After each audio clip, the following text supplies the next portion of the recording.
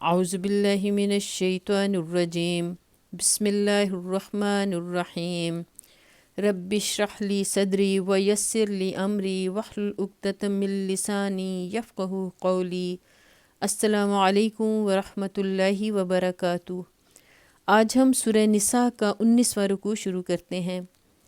بسم اللہ الرحمن الرحیم۔ وَيَسْتَفْتُونَكَ فِي النِّسَاءِ، لوگ تم سے عورتوں کے معاملے میں فتویٰ پوچھتے ہیں۔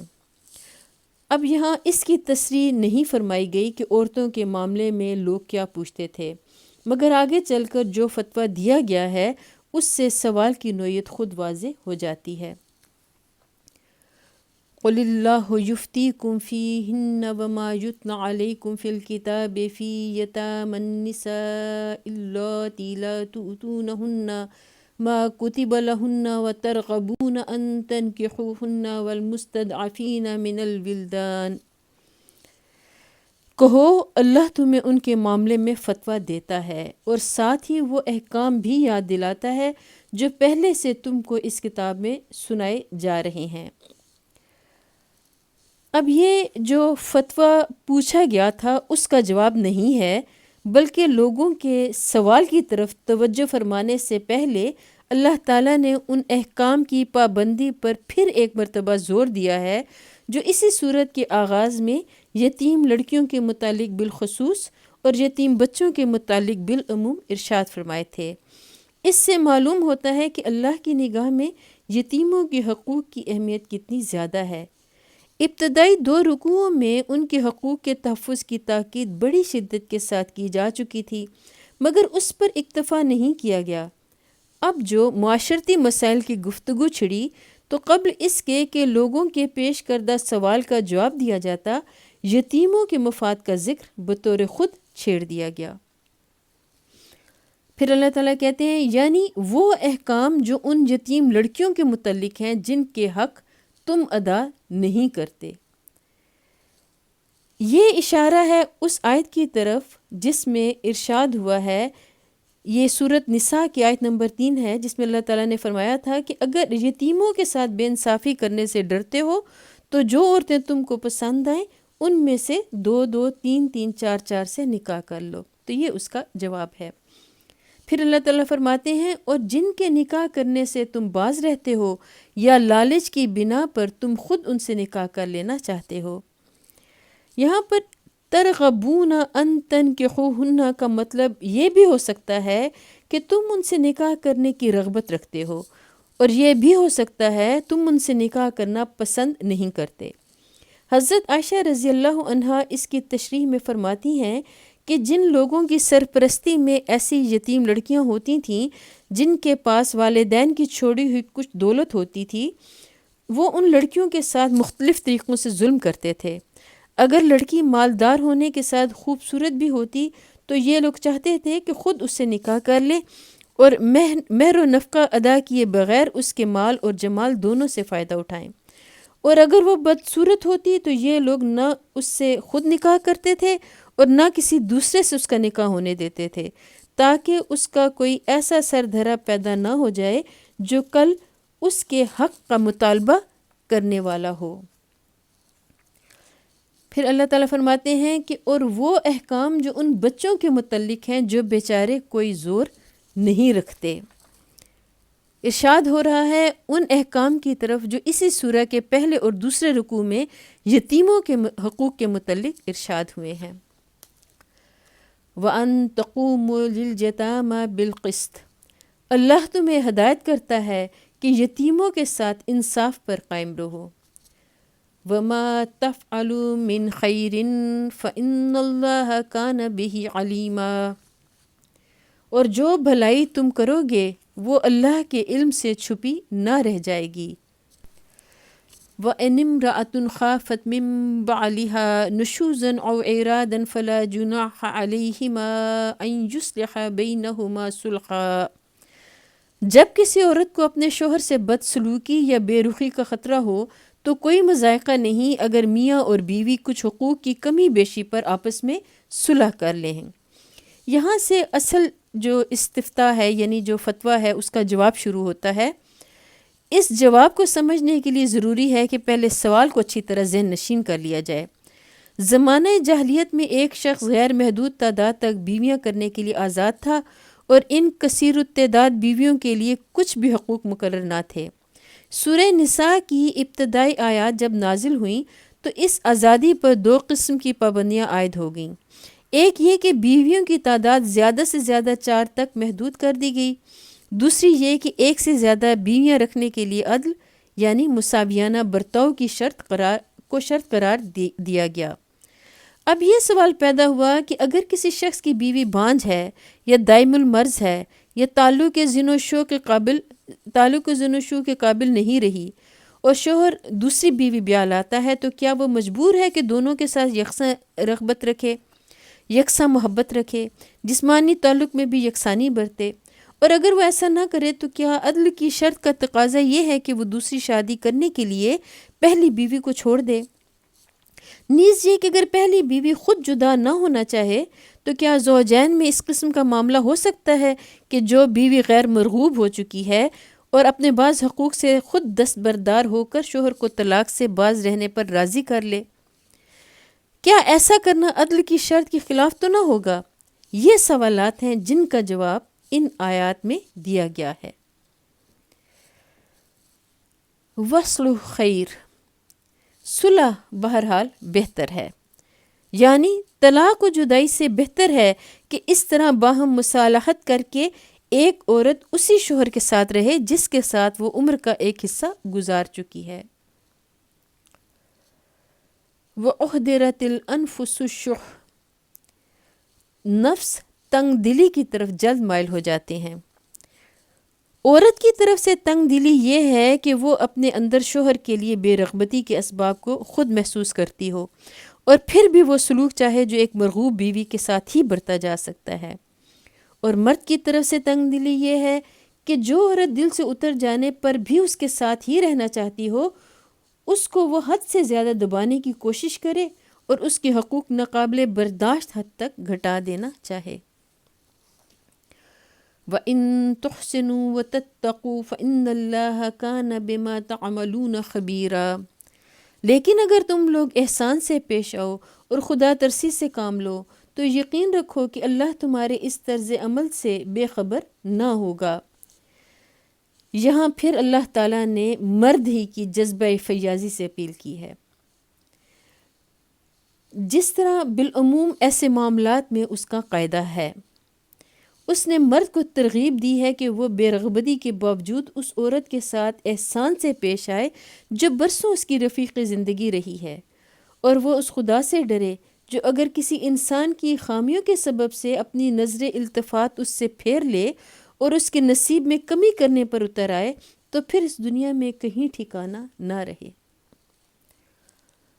وَلَن تَسْتَطِيعُوا أَن تَعْدِلُوا بَيْنَ النِّسَاءِ وَلَوْ حَرَصْتُمْ فَلَا تَمِيلُوا كُلَّ الْمَيْلِ فَتَذَرُوهَا كَالْمُعَلَّقَةِ،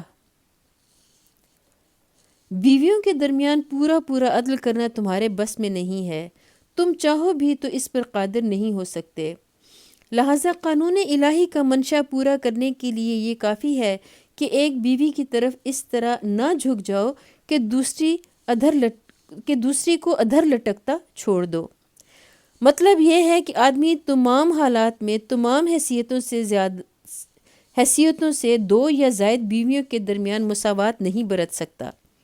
ایک خوبصورت ہے اور دوسری بدصورت، ایک جوان ہے اور دوسری سن رسیدہ، ایک دائم المرض ہے اور دوسری تندرست، ایک بد مزاج ہے اور دوسری خوش مزاج، اور اسی طرح کے دوسرے تفاوت بھی ممکن ہیں جن کی وجہ سے ایک بیوی کی طرف طبعاً آدمی کی رغبت کم اور دوسری کی طرف زیادہ ہو سکتی ہے۔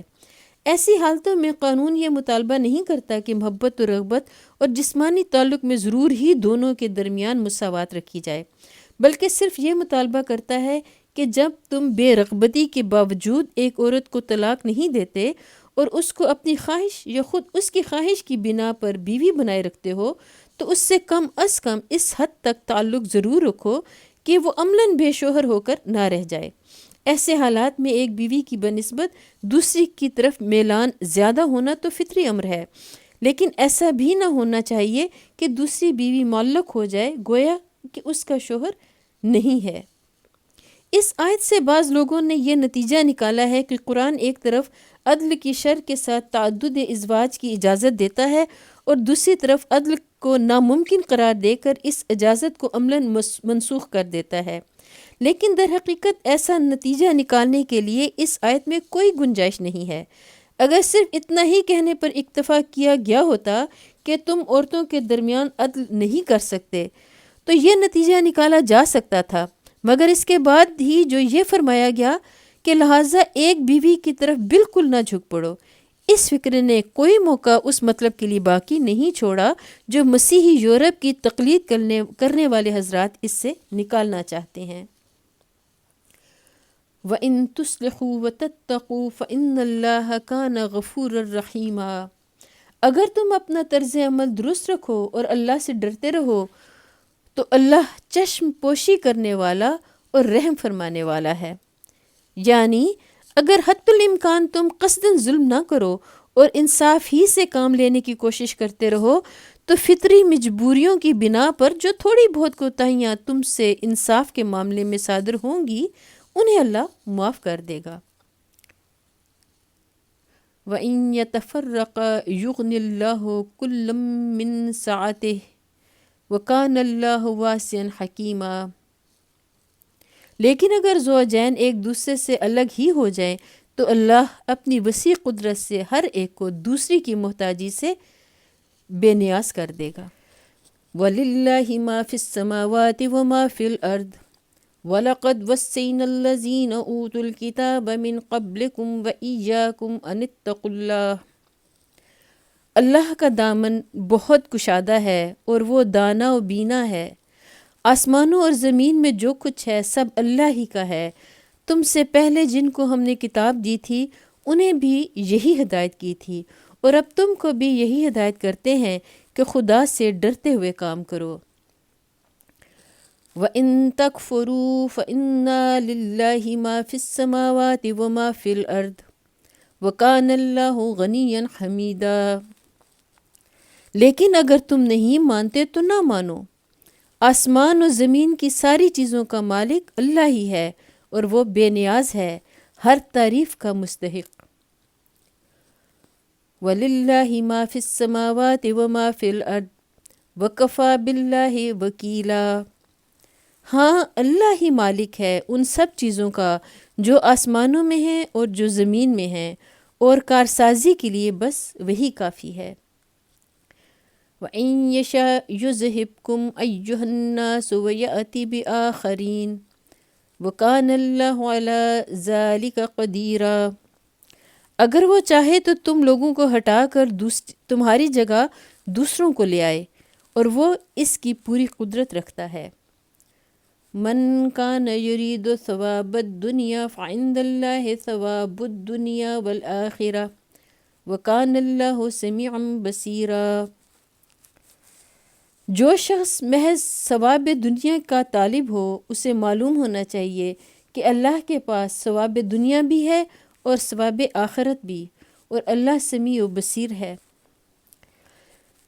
بالعموم قانونی احکام بیان کرنے کے بعد اور بالخصوص تمدن و معاشرت کے ان پہلوؤں کی اصلاح پر زور دینے کے بعد جن میں انسان اکثر ظلم کا ارتکاب کرتا رہا ہے، اللہ تعالیٰ اس قسم کے چند پر اثر جملوں میں ایک مختصر واضح ضرور فرمایا کرتا ہے، اور اس سے مقصود یہ ہوتا ہے کہ نفوس کو ان احکام کی پابندی پر آمادہ کیا جائے۔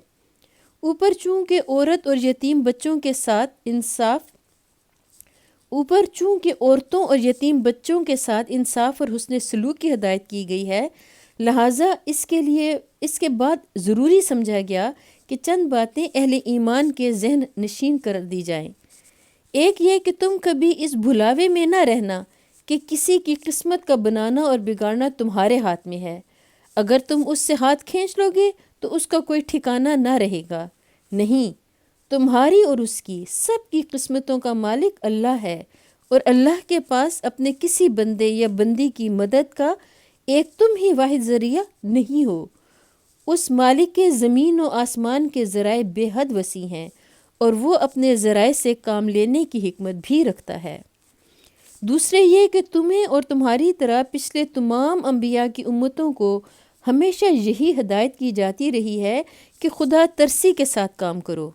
اس ہدایت کی پیروی میں تمہاری اپنی فلاح ہے، خدا کا کوئی فائدہ نہیں۔ اگر تم اس کی خلاف ورزی کرو گے تو پچھلی تمام امتوں نے نافرمانیاں کر کے خدا کا کیا بگاڑ لیا ہے جو تم بگاڑ سکو گے؟ اس فرما روائے کائنات کو نہ پہلے کسی کی پرواہ تھی نہ اب تمہاری پرواہ ہے۔ اس کے امر سے انحراف کرو گے تو وہ تم کو ہٹا کر کسی دوسری قوم کو سربلند کر دے گا، اور تمہارے ہٹ جانے سے اس کی سلطنت کی رونق میں کوئی فرق نہ آئے گا۔ تیسرے یہ کہ خدا کے پاس دنیا کے فائدے بھی ہیں اور آخرت کے فائدے بھی، عارضی اور وقتی فائدے بھی ہیں، پائیدار اور دائمی فائدے بھی۔ اب یہ تمہارے اپنے ظرف اور حوصلے اور ہمت کی بات ہے کہ تم اس سے کس قسم کے فائدے چاہتے ہو۔ اگر تم محض دنیا کے چند روزہ فائدوں ہی پر ریجھتے ہو اور ان کی خاطر ابدی زندگی کے فائدوں کو قربان کر دینے کے لیے تیار ہو تو خدا یہی کچھ تم کو یہیں اور ابھی دے دے گا، مگر پھر آخرت کے ابدی فائدوں میں تمہارا کوئی حصہ نہ رہے گا۔ دریا تو تمہاری کھیتی کو ابد تک سیراب کرنے کے لیے تیار ہے، مگر یہ تمہارے اپنے ظرف کی تنگی اور حوصلے کی پستی ہے کہ صرف ایک فصل کی سیرابی کو ابدی خشک سالی کی قیمت پر خریدتے ہو۔